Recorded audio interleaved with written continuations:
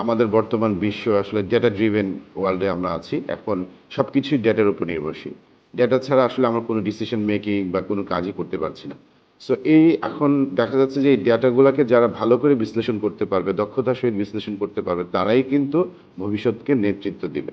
তো এই জন্যই কিন্তু এই ডেটা বিশ্লেষণের জন্য যে টুলসগুলো ইউজ করা হচ্ছে, এই টুলসগুলো সম্বন্ধে যদি আমরা শিক্ষার্থীদের ভালো করে জানাতে পারি, সেটাই হবে ওই শিক্ষার্থীরা ভবিষ্যতে নেতৃত্ব দেবে। এখন আমাদের স্টেট ইউনিভার্সিটি অফ বাংলাদেশে বিএসসি যারা সায়েন্স অ্যান্ড ইঞ্জিনিয়ারিং করছে, আমরা ওই জিনিসটির সুযোগ তৈরি করে দিচ্ছি স্টুডেন্টদের জন্য। দেখুন, BSc in data science and engineering program কিন্তু বাংলাদেশে খুব বেশি ইউনিভার্সিটি অফার করছে না। খুবই অল্প কিছু ইউনিভার্সিটি এই প্রোগ্রামটি অফার করছে। এবং আমাদের প্রোগ্রামটি বিশেষ বৈশিষ্ট্য হলো এটা ইঞ্জিনিয়ারিং, এবং এটাতে যেটা আছে আমাদের আধুনিক ল্যাব সুবিধা, যেমন আমাদের ফ্যাকাল্টি মেম্বার্স অত্যন্ত অভিজ্ঞ এবং তারা ইন্ডাস্ট্রি ওরিয়েন্টেড, এবং কিছু কিছু ফ্যাকাল্টি আছেন যারা ইন্ডাস্ট্রি থেকে এসেছেন, তাদের এক্সপিরিয়েন্স আছে ইন্ডাস্ট্রিতে কাজ করা। এখন যেহেতু এখানে আমাদের কাজগুলো হবে মেনলি রিয়েল টাইম ডেটা নিয়ে, তো রিয়েল টাইম ডেটা প্রসেস করার জন্য ইন্ডাস্ট্রির এক্সপার্টদের খুবই দরকার। তো এখানে দেখা যাচ্ছে যারা টিচাররা যারা আছেন তারা অত্যন্ত অভিজ্ঞতা সম্পন্ন, তাদের প্রত্যেকেরই ইন্ডাস্ট্রি দক্ষতা আছে। যা এই ল্যাবের মধ্যে স্টুডেন্টরা রিয়েল টাইম ডেটা প্রসেস করতে পারবে, বিভিন্ন মেশিন লার্নিং মডেল বানাতে পারবে, এই মডেলকে কাজে লাগিয়ে কী করে ডিসিশন মেকিংয়ে বিজনেসে কাজে লাগাতে পারবে, সেগুলো তারা শিখতে পারবে। যেমন এই সাবজেক্টের ক্যারিয়ারগুলো আসলে অনেক ভাস্ট। যেমন আমি যদি স্পেসিফিক্যালি কিছু ক্যারিয়ারের কথা বলতে চাই, যেমন এই সাবজেক্টে তারা ডেটা অ্যানালিস্ট হতে পারবে, তারা এআই ইঞ্জিনিয়ার হতে পারবে, মেশিন লার্নিং ইঞ্জিনিয়ার হতে পারবে, মেনলি বিজনেস ইন্টেলিজেন্স এক্সপার্ট হতে পারবে।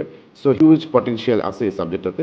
যেমন ধরুন আমাদের বিভিন্ন সেক্টর আছে, যেমন স্বাস্থ্য ক্ষেত্র, তারপরে এডুকেশন ক্ষেত্র, স্পোর্টস, এবং বিভিন্ন ডিসিশন মেকিং, আলটিমেটলি যেখানে ডেটাকে কাজে লাগিয়ে ডিসিশন নিতে হবে, সেই যতগুলো সেক্টর আছে এই সবগুলো সেক্টরই কিন্তু এই স্টুডেন্টদের কেরিয়ার অপরচুনিটি আছে।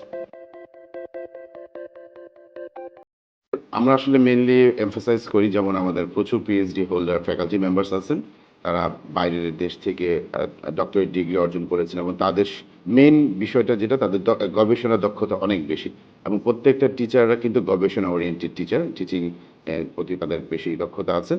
এবং আরেকটি বিষয় হলো আমাদের কিছু ইয়াং টিচারও আছেন, এবং ইয়াং এবং এক্সপিরিয়েন্স টিচারের একটা কম্বিনেশন দিয়ে কিন্তু আমাদের এই ডিপার্টমেন্টটা রান হচ্ছে। কারণ ইয়াং টিচারদের এখানে কিছু প্রয়োজন আছে, কারণ তারা আসলে স্টুডেন্টদের মেন্টালিটিটা ভালো বুঝতে পারবে, এবং সেই মেন্টালিটি বুঝে স্টুডেন্টদের বর্তমান কারেন্ট স্টুডেন্টদের যেই তাদের যে মাইন্ডসেট, সেটা বোঝার জন্য কিন্তু ইয়াং টিচারও দরকার। সাথে সাথে আমাদের আছে অত্যন্ত দক্ষতা সম্পন্ন অভিজ্ঞ পিএইচডি ডিগ্রিধারী টিচার, এবং তাদের গবেষণা এক্সপিরিয়েন্স অনেক অনেক বেশি।